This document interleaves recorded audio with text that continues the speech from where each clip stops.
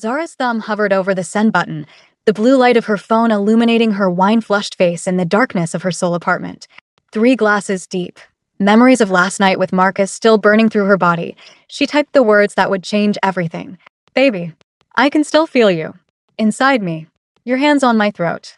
The way you made me scream your name when you.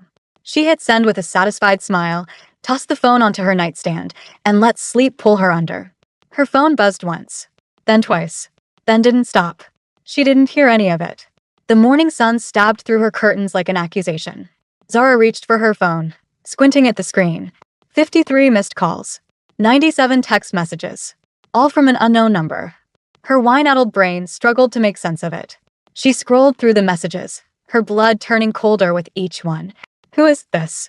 How did you get my number? Are you in danger? Tell me where you are. Then the tone shifted, became something darker, more possessive. I don't know who you meant to send that to, but it's mine now. You're mine now. And I'm going to find out exactly what you meant by every single word. Zara's hands started shaking. She checked her sent messages and her stomach dropped through the floor. The text had gone to a number she thought she deleted 6 months ago. Her ex's number. The one Marcus had made her remove from her phone when they got serious, the one she'd kept hidden in her contacts under a fake name just in case. But whoever was responding wasn't her ex. With trembling fingers, she called the number. A man answered on the first ring, his voice like dark velvet wrapped around steel. Good morning, Zara Williams. 26 years old. Data analyst at Data Tech Solutions in Gangnam. Lives at apartment 402, Seongsadong. Before you panic, yes, I know all of this. The real question is, do you know who I am? Who the hell are you? Her voice came out smaller than she intended. My name is Kong Jae-won. And you, beautiful Zara, just sent me the most explicit message I've ever received. A message clearly meant for someone else. But here's what you need to understand. I don't give back what comes to me. Especially not something this interesting. We need to talk about what you owe me for this disruption to my morning. I don't owe you anything. It was a mistake. Mistakes have consequences. I'll be downstairs in 5 minutes. You can come down and we'll talk like civilized people, or I can come up and we'll have a very different conversation. Your choice, Zara. 5 minutes. The line went dead. Zara's fingers flew across her phone screen, typing Kong Jae-won's soul into the search bar. The results made her wish she'd stayed drunk. CEO of Biko Enterprises.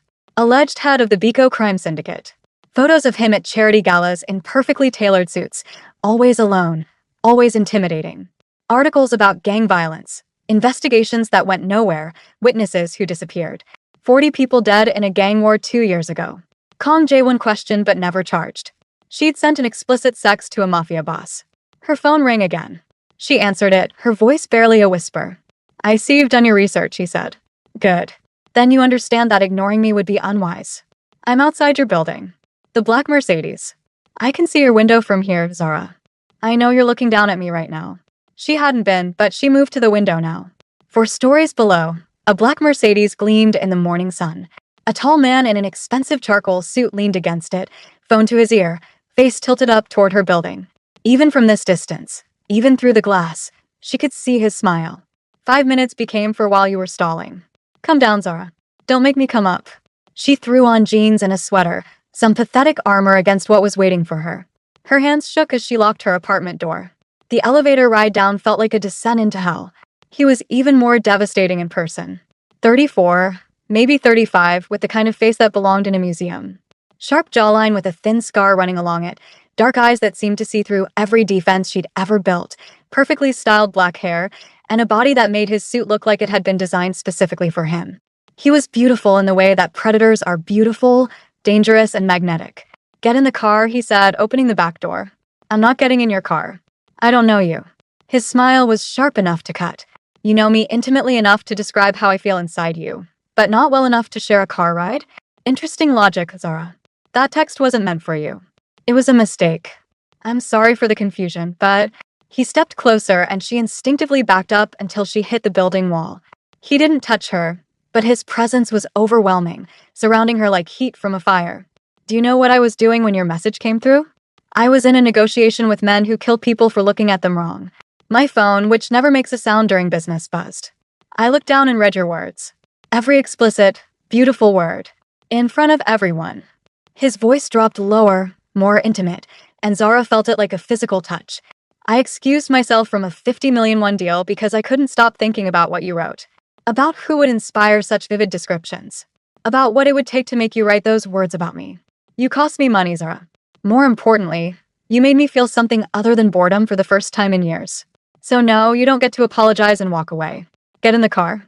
Something in his tone made it clear this wasn't a request anymore. Zara got in the car. The drive through Seoul's morning traffic was silent except for the soft hum of the engine.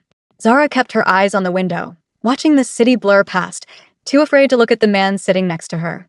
He didn't seem bothered by the silence. In fact, he seemed to be enjoying her discomfort. They pulled up to a high-rise in Gangnam, the kind of building where apartments cost more than most people made in a lifetime. A private elevator took them to the top floor, opening directly into a penthouse that took Zara's breath away. Floor-to-ceiling windows overlooked the Han River. Minimalist furniture that probably cost more than her car. Abstract art on the walls that she recognized from magazine spreads about wealthy collectors. Drink. He moved to a bar area without waiting for her answer, pouring amber liquid into 2 crystal glasses. I don't drink with strangers who threaten me. I haven't threatened you. He held out one of the glasses. Yet. But I should clarify what's happening here so we understand each other. You disrupted my business. You cost me money and, more significantly, you cost me my focus. I haven't been able to stop thinking about your message. About you.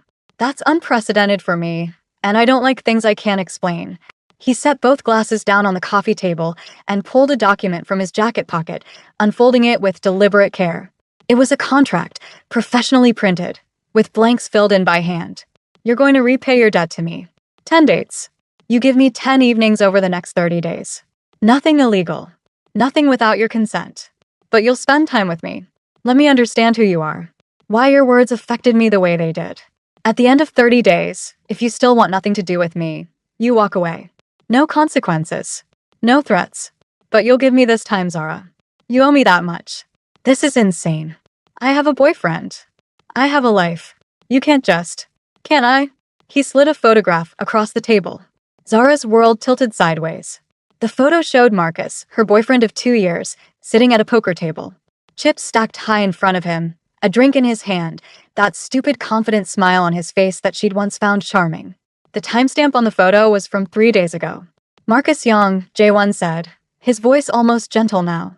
Your boyfriend. The man you thought you were texting last night. He's been visiting my casino twice a week for the past 6 months. He's very bad at poker, Zara. He owes my organization 200 million won. The number hit her like a physical blow. 200 million won. Almost $200,000. That's impossible. Marcus doesn't gamble. He told me he stopped. Men like Marcus never stop. They just get better at lying. Jae-won picked up his glass, swirling the whiskey. The number you texted last night? It was his. 6 months ago. Before he sold his old phone to pay off a fraction of his debt to me. The number was recycled, reassigned, given to me. The universe has a sense of humor, doesn't it?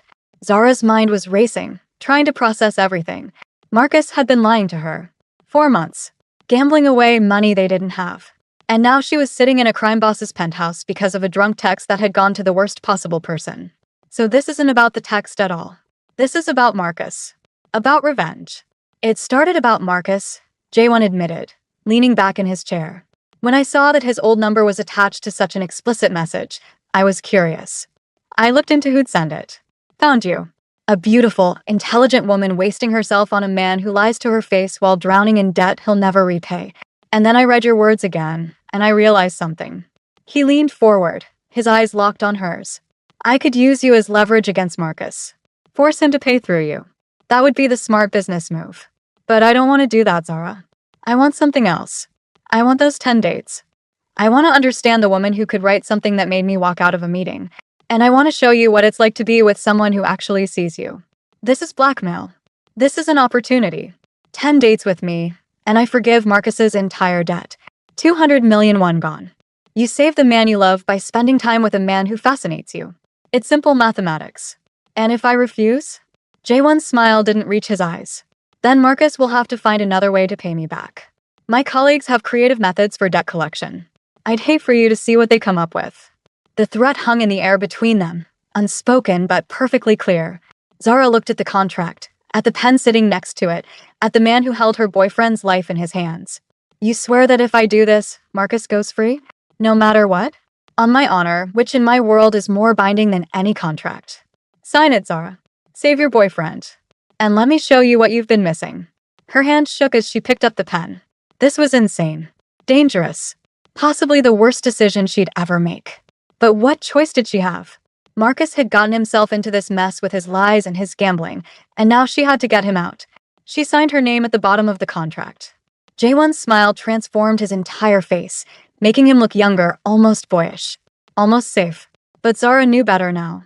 There was nothing safe about Kong Jaewon. Excellent decision. Our first date is tonight.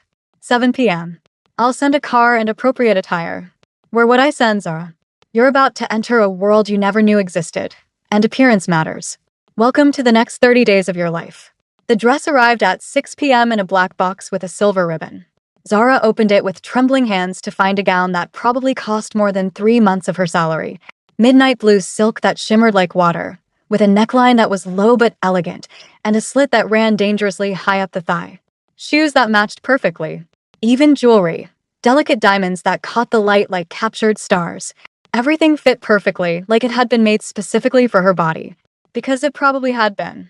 Jaewon had somehow gotten her exact measurements without ever touching her. The car arrived precisely at 7. The same black Mercedes. But this time a driver in a crisp suit held the door open for her. She felt like she was being delivered to execution, dressed in the finest clothes she'd ever worn. The charity gala was being held at one of Seoul's most exclusive hotels. Zara had read about events like this in magazines, but never imagined she'd attend one. The ballroom glittered with chandeliers and wealth. Men in tuxedos, women in designer gowns, the kind of people who moved through life knowing they owned it. Jaewon was waiting at the entrance, and the sight of him made her breath catch. He wore a black tuxedo that fit him like sin, his hair perfectly styled, that scar on his jaw somehow making him more attractive rather than less. When he saw her, his expression shifted into something hungry and possessive that sent heat coursing through her body. Stunning, he said, offering his arm. I knew that dress would be perfect on you. How did you know my size? I'm very good at measuring things, Zara. Now smile. We're about to make an entrance. They walked into the ballroom together, and Zara felt every eye turn toward them. Whispers rippled through the crowd like wind through grass. She heard fragments of conversation as they passed. Is that Kong Jaewon? Who's the woman with him? He's never brought anyone to these events before. She must be someone important. Jaewon guided her through the crowd with a possessive hand on her lower back, introducing her to people whose names she recognized from news articles and business magazines. CEOs, politicians, celebrities. Everyone treated Jaewon with a mixture of respect and fear, and by extension, they treated her the same way. Why are you doing this? She whispered when they had a moment alone. The public display. You could have kept this arrangement secret. I don't do secrets, he replied, his hand sliding lower on her back in a way that made her hyper-aware of every point of contact between them. If you're going to be in my life, even temporarily, everyone needs to know you're under my protection. That you're untouchable. No one will hurt what belongs to me. I don't belong to you. His smile was sharp. Not yet. But you will. You know how I know? How? Because your pulse is racing right now. I can see it in your throat. Because you've been looking at my mouth for the past 30 seconds. Because when I touched you just now, you didn't pull away. You leaned in, Zara. You're already halfway to being mine, and we're only on date 1. Before she could respond, music filled the ballroom. Couples moved to the dance floor, and Jaewon pulled her along with them. His hand settled on her waist, hers on his shoulder, and suddenly they were moving together in a slow waltz that felt more intimate than any touch she'd ever experienced with Marcus. You're a good dancer, she said, desperate to fill the charged silence between them. I'm good at many things. You'll discover that over the next 29 days. His hand tightened on her waist, pulling her closer until their bodies were nearly flush. Tell me something, Zara. When you wrote that text last night, what were you remembering? What made you use those specific words? That's none of your business. Everything about you is my business now. You signed a contract. 10 dates. That includes conversations, Zara. I want to know what makes you tick. What makes you write words that haunted me all night? She shouldn't answer. Shouldn't give him anything real. But something about the way he looked at her, like she was the only person in the entire ballroom, made the truth spill out. Marcus and I had been together the night before. It was fine. Good, even. But it felt routine, you know? Like we were going through motions. I wanted to recapture something, make him see me the way he used to. So I got drunk and tried to write something that would make him want me again. And instead, you made me want you." His voice was rough, honest in a way that terrified her. Do you know what I thought when I read those words? I thought, this woman knows what she wants. This woman isn't afraid of her own desire. This woman could bring a man to his knees if she knew her own power. You don't know anything about me. I know more than you think. I know you've been with Marcus for 2 years and you're still trying to make him see you. I know you work 60-hour weeks and he barely notices. I know you're brilliant at your job, but you play it down because he feels threatened when you succeed. I know you've convinced yourself that safe and boring is the same as love. Zara stopped dancing, pulling back to stare at him. How could you possibly know any of that? Because I've been watching you since this morning. I had people pull your work records, your social media, your life. I wanted to understand who you are. And what I found was a woman who's been making herself smaller to fit into someone else's life. That ends now, Zara. For the next 30 days, I want to see the real you. The woman who writes explicit texts when she's wine-drunk and brave. The woman who signed a contract with a criminal to save her worthless boyfriend. That woman fascinates me. The song ended, but they stayed close, the air between them crackling with something dangerous and electric. Date 1 complete, J1 said, his thumb tracing a line along her jaw. 9 more to go. I wonder how long you'll last before you stop pretending you don't want this as much as I do. The car took her home at midnight, and Zara stumbled into her apartment feeling like she'd just survived something. Her phone had 7 missed calls from Marcus. She didn't call him back. Instead, she lay in bed, staring at the ceiling, trying not to think about how J1's hand had felt on her waist. How his eyes had burned into hers. How for the first time in years, she'd felt truly seen by someone. Her phone buzzed with a text from an unknown number that she now recognized. Sleep well, Zara. Date 2 is tomorrow night. I'll pick you up at 8. Wear something comfortable. And stop thinking about me. I know you are. She threw her phone across the room and pulled a pillow over her face. This was going to be a very long 30 days. Date 2 was a private cooking class at a chef's kitchen in 81. Zara arrived to find J1 already there, wearing jeans and a black t-shirt that showed off his build in ways his suits only hinted at. He looked younger like this, more approachable, but no less dangerous. We're cooking? She asked. You are. I'm supervising. The chef will teach you to make Korean traditional dishes. I want to see how you handle taking instruction. This is a weird date. This is an opportunity for me to stand very close to you for 2 hours and watch you try not to notice me. Now put on the apron and let's begin. The chef, a kind older woman who clearly knew J1 well, walked Zara through making bulgogi and kimchi jjigae. It should have been a normal cooking lesson, but J1 made it impossible to focus. He stood behind her, ostensibly to watch what she was doing, but really just to invade her space with his presence. Your knife work is terrible, he murmured in her ear as she tried to julienne vegetables. I'm a data analyst, not a chef. Let me help. His hands covered hers on the knife, guiding her movements. His chest pressed against her back, his breath warm on her neck. Every point of contact between them felt like it was on fire. This is highly inappropriate, she managed to say. Is it? I'm just teaching you to cut vegetables. But his voice said he was doing something else entirely. When the food was finally done, they sat at a small table to eat. The chef had mysteriously disappeared, leaving them alone. So what's the point of this date? Zara asked, desperate to fill the silence with something other than the sound of her own heartbeat. Yesterday was public spectacle. Today is domestic intimacy. What are you trying to prove?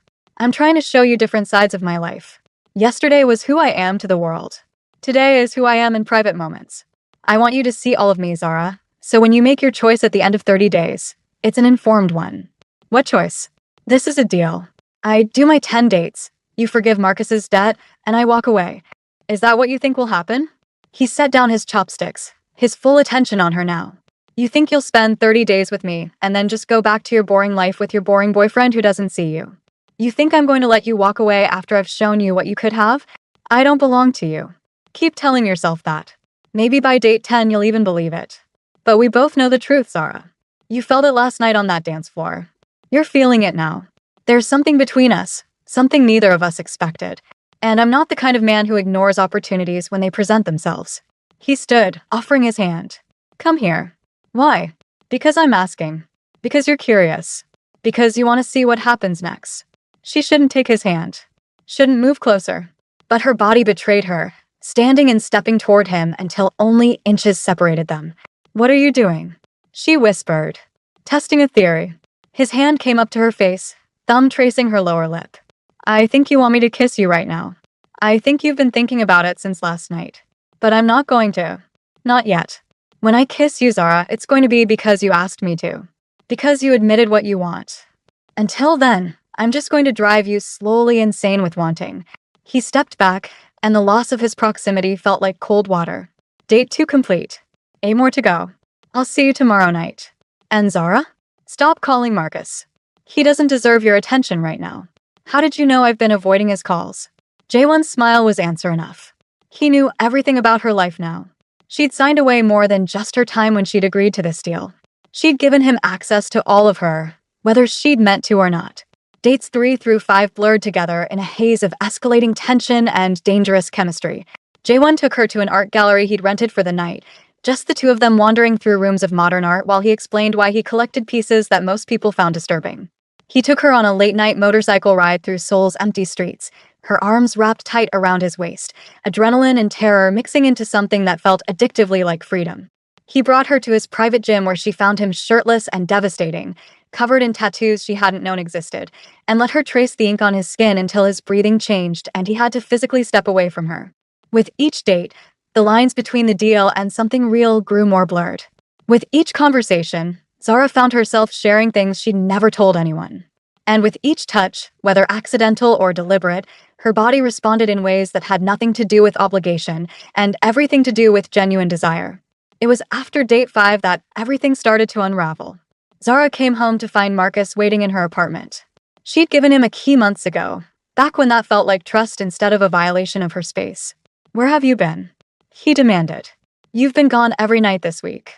You barely answer my calls. What's going on, Zara?" The irony of his questions made her want to laugh or scream or both.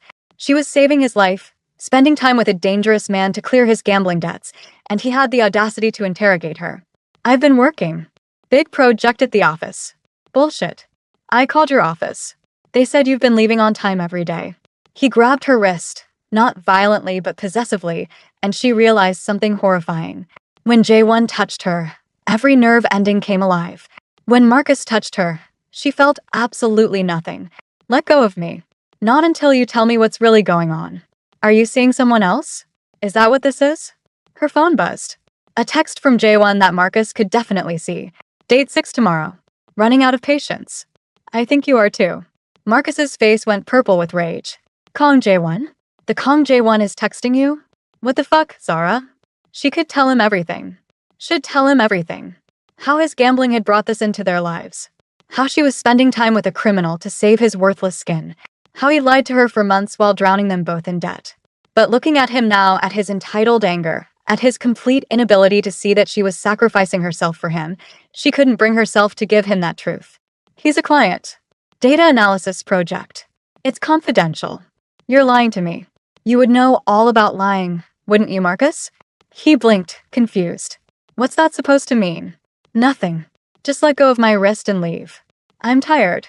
After he left, Zara sat in her darkened apartment and cried. Not for Marcus, but for herself.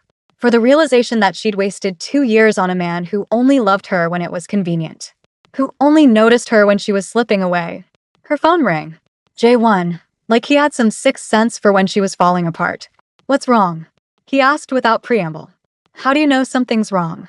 "Because I can hear it in the way you're breathing. Because I've spent 5 dates learning every detail of you." "What happened, Zara?" "Marcus was here. He saw your text. He's suspicious. Do you want me to handle him?" "No. God, no. This is complicated enough without you interfering more than you already have." A pause. Then, softer, "Are you crying?" "No. Liar. I'm coming over. Don't you dare. That's not part of our deal. The deal was 10 dates. It didn't specify when or where. I'm calling this date 6. Be ready in 20 minutes. He hung up before she could argue. When Jaewon arrived, he took one look at her tear-stained face and pulled her into his arms without a word. She should push him away. Should maintain distance. Instead, she let herself collapse against his chest, breathing in his scent of expensive cologne and something uniquely him. "He doesn't deserve you," Jaewon murmured into her hair. "You know that, right? You're saving his miserable life and he doesn't even realize it. He doesn't see how extraordinary you are." "I'm not extraordinary. I'm just tired. You're extraordinary to me." He pulled back enough to look at her face, wiping tears away with his thumbs. "Let me take you somewhere." Somewhere you can forget about him and deals and complications. Just for tonight. He drove her out of Seoul, into the countryside where city lights gave way to stars. His private estate was nestled in hills, a traditional Korean house mixed with modern architecture. It was beautiful and isolated, a place where the rest of the world couldn't reach them. This is where I come when I need to remember who I am underneath everything else, he said, leading her inside. No guards. No business. Just me. The house was warm and welcoming in ways his penthouse wasn't. Lived in. Real. He guided her to sit on cushions around a low table while he moved to the kitchen. I'm going to cook for you, he called out. Actual cooking, not a lesson. You're going to sit there and let someone take care of you for once. You don't have to do this. I know. I want to. There's a difference. She watched him work. This dangerous man who killed people and ran criminal operations, now carefully preparing food with the same focused intensity he brought to everything else. When he brought the dishes to the table, simple but perfect, she realized she was seeing something few people ever got to see. The real J1. Underneath the monster everyone feared. They ate in comfortable silence for a while before he spoke. Tell me about your family. Your real story, not the sanitized version you give strangers. So she did. She told him about her Nigerian father who'd left when she was 8, her Korean-American mother who'd worked herself to exhaustion to raise Zara alone. About growing up between cultures, never quite fitting in anywhere. About her mother's death 2 years ago, how it had left her feeling unmoored and desperate for stability. How Marcus had seemed like that stability until she realized he was just another man who would leave her carrying all the weight. Is that why you stay with him? J1 asked. Because you're afraid of being alone? Maybe. I don't know anymore. These past 5 days with you, I felt more alive than I have in 2 years with him. What does that say about me? It says you're finally waking up to what you deserve. He reached across the table, taking her hand. I told you on date 1 that I wanted to show you what you were missing. I think you're starting to see it now. This is just physical attraction. Chemistry. It doesn't mean anything. Doesn't it? Then why are you here, Zara? Why did you let me come to your apartment? Why are you holding my hand right now instead of pulling away? She didn't have an answer. Or rather, she had an answer but was too afraid to say it out loud. J1 stood, pulling her up with him. They moved to the living area where floor-to-ceiling windows looked out over dark hills. He stood behind her, not quite touching but close enough that she could feel his heat. Tell me something, he said quietly. When you wrote that text, when you said, I can still feel you, what did you mean? What were you feeling? Connection. Intimacy. Being seen and wanted and necessary to someone. And do you feel that with Marcus? I thought I did. Once. And now. She turned to face him, this beautiful, dangerous man who'd hijacked her life and somehow made her feel more herself than she'd felt in years. Now I don't know what I feel. You've turned everything upside down. I don't know what's real anymore. This deal, these dates, the way you look at me, I don't know if it's manipulation or genuine or something in between. It's genuine.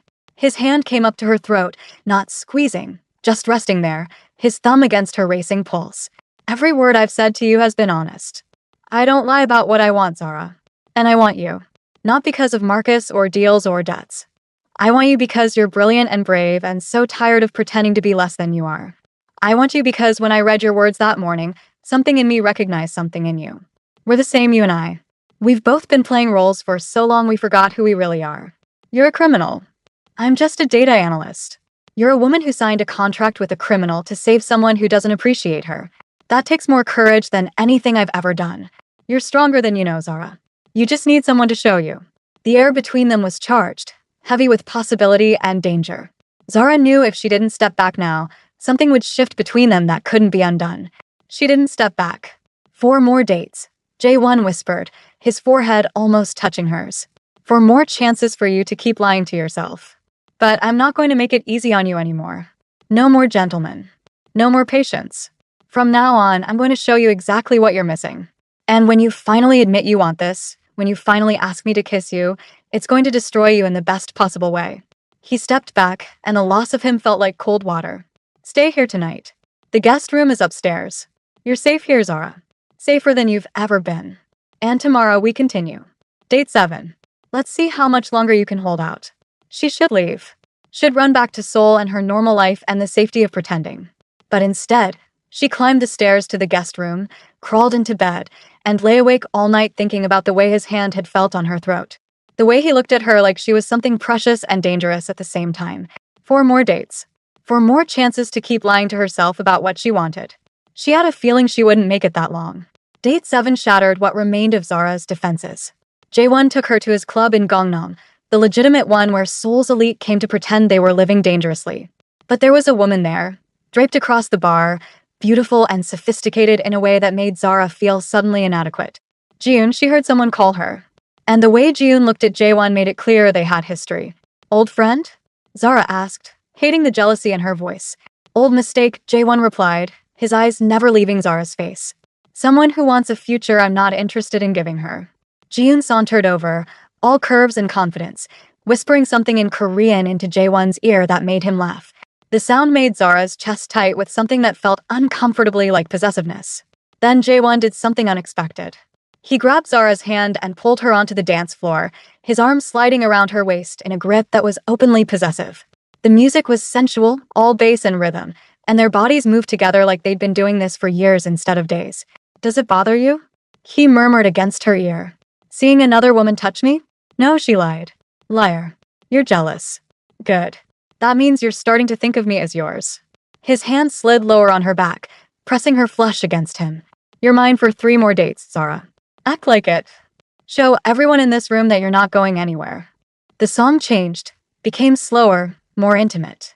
His thighs slipped between her legs as they turned, and the friction made her gasp. His smile turned predatory. That's what I thought, he said.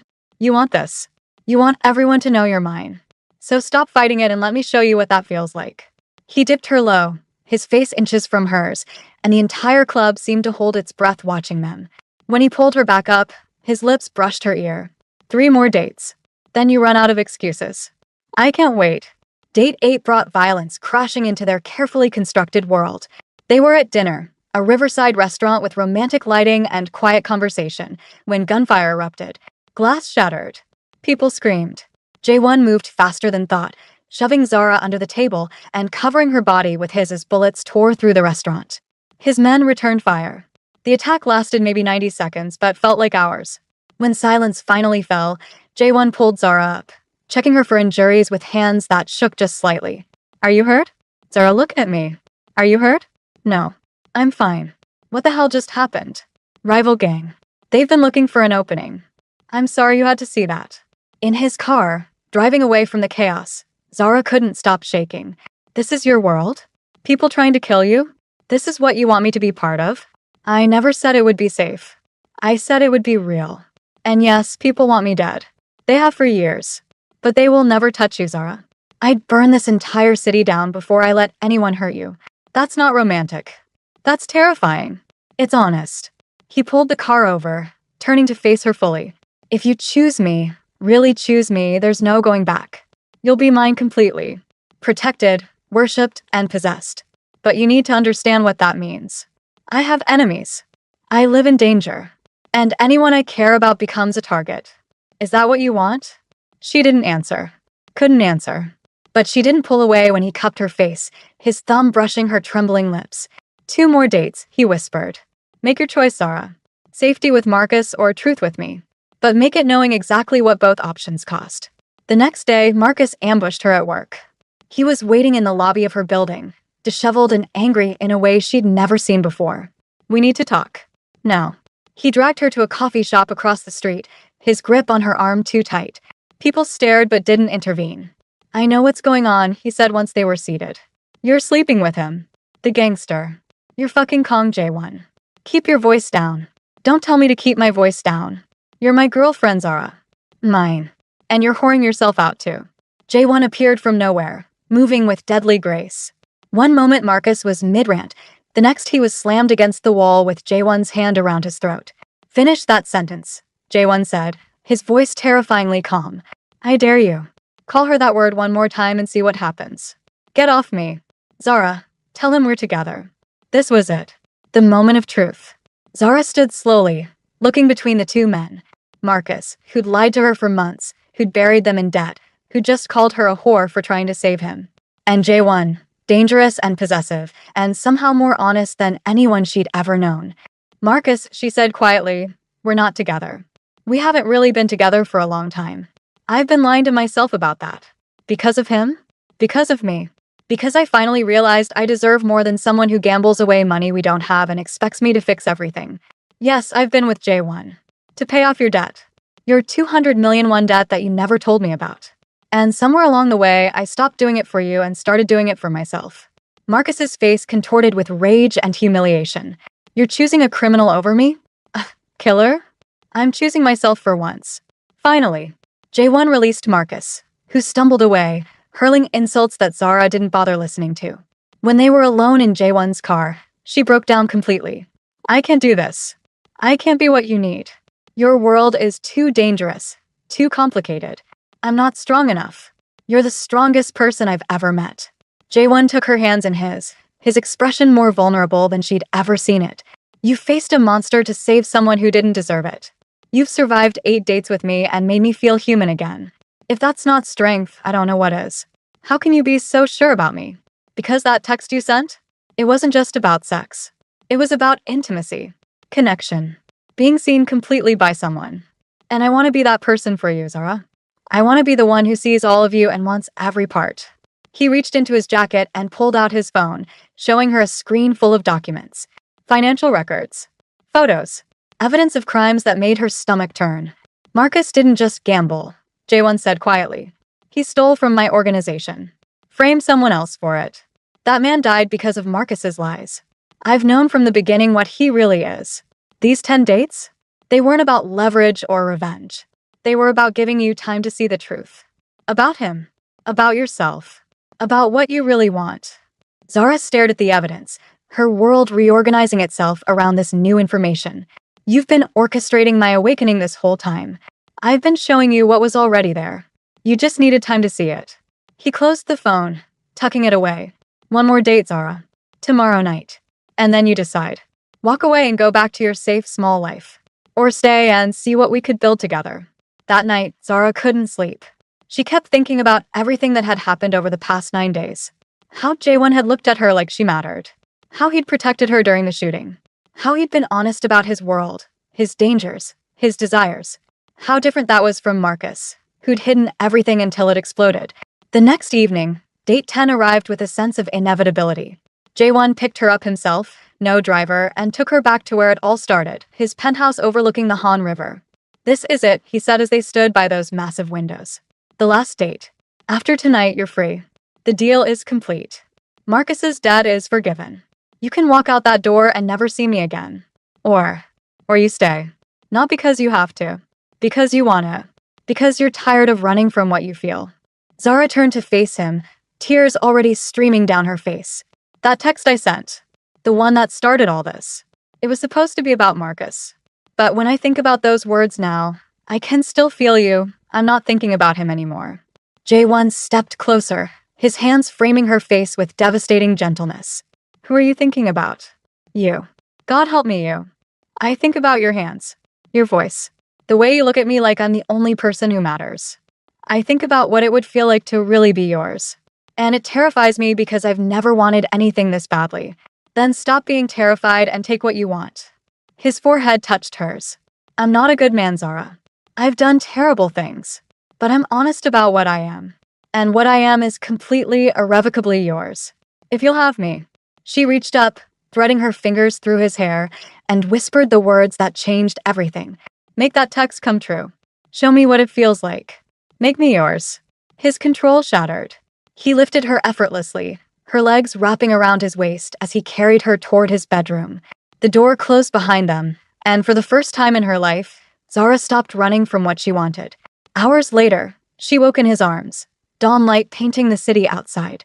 There were marks on her throat from his possession, and she traced them in the mirror, smiling at the evidence of belonging to someone who actually saw her.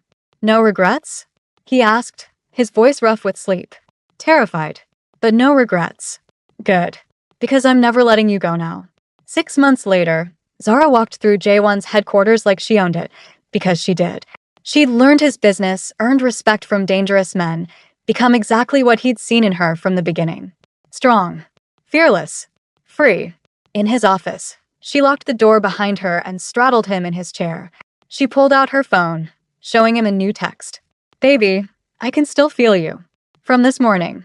From last night. From every time you touch me. And I never want it to stop. She hit send. His phone buzzed in his pocket. Right number this time? He asked, hands sliding up her thighs. Always the right number. Always you. As they kissed, the camera pulled back through the window, showing Seoul at night, a city of lights and shadows, where a wrong text became the most right thing that ever happened.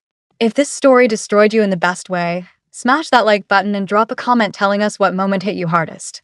Want to see what happens when Jaewon's enemies come for Zara? Comment part 2 and we'll make it happen. Subscribe for more AMBW stories that will wreck your heart and leave you begging for more. We post every week, and trust us, you don't want to miss what's coming next. Hit that subscribe button now. Thank you for watching, and remember, sometimes the wrong number is exactly the right one.